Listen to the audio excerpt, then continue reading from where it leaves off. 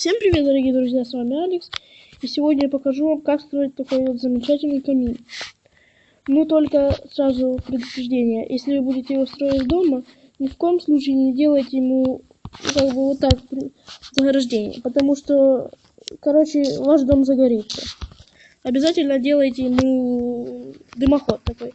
И сюда вот можно такие, решеткой, чтобы, так, реалистично. Вот тоже решетка. Вот что на материалы. Любой блок, какой вы захотите. Адский камень — это обязательно решетка. Хотите решетку, можно стекло на ваше усмотрение. И зажигалка. Давайте начнем же. Для начала, наверное, поставим адский камень. Подвигать его пока не будем.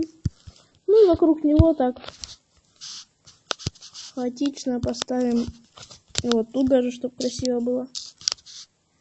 Этот камень. И давайте насколько там. Так, вот так, вот так.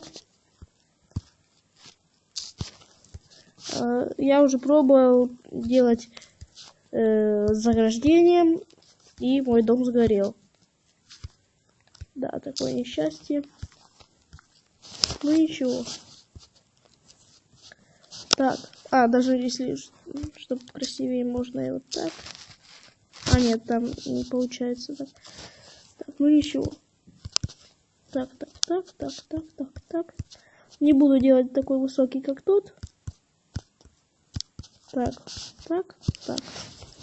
Сюда, чтобы никто не попал. Санта-Клаус, чтобы не пролез.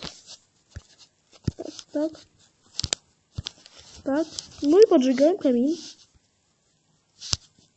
Ой-ой-ой-ой-ой. Извините. Рано. Когда я строил первый камин. Ладно. И вот так. И тепло, и уют. До свидания, дорогие друзья. Сегодня я вас научил строить такой прекрасный камин. Захотите, сделайте его из другого блока, там из кирпича и так далее.